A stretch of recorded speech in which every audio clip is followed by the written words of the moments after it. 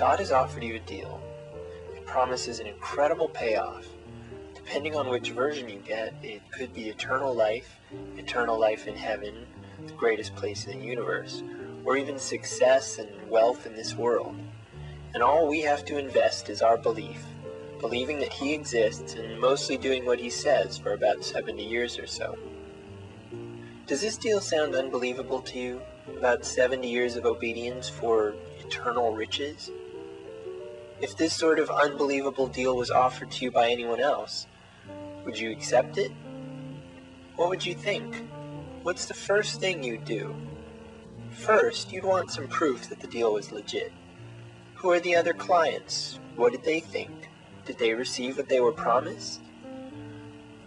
The answer?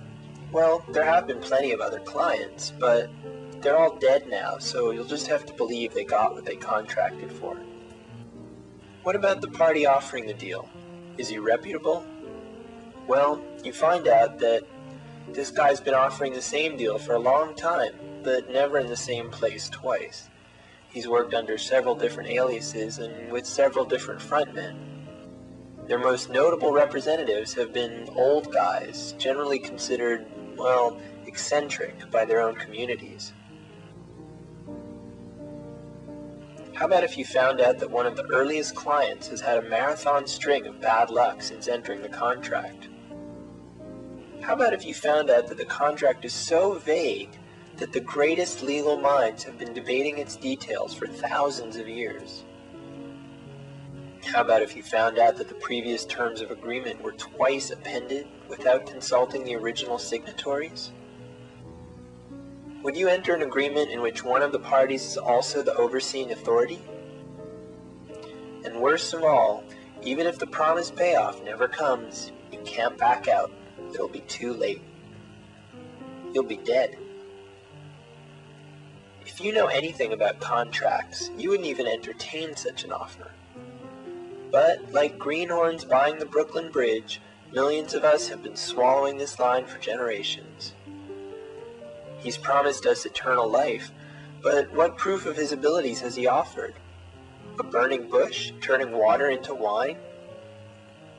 How would you feel if your broker tried to impress you with such magic tricks? What about the Jews? These were his chosen people, promised a land of milk and honey, the first people to sign on to the contract. What do they have to show for it? Generations of oppression, a homeland that's too often a battlefield, and the continuing resentment of half the planet. Then, without consulting them, the original signatories, the contract was redrawn and offered to another group. These revived terms seemed even more implausible.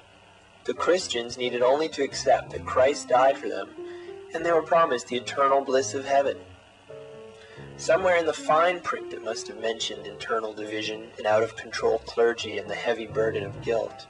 When a representative came to the Arab tribes hundreds of years later, he assured them that the contract was identical to that offered to the Jews and Christians. It's a wonder they didn't run the other way. But this group not only bought into it, but successfully convinced half the world's population to join them. Why do all these otherwise intelligent people believe this stuff? There's never been an infallible logical proof for the existence of God, let alone for the validity of His promises. Just think about it. Next time God asks you to do something, ask Him a question. What have you done for me lately?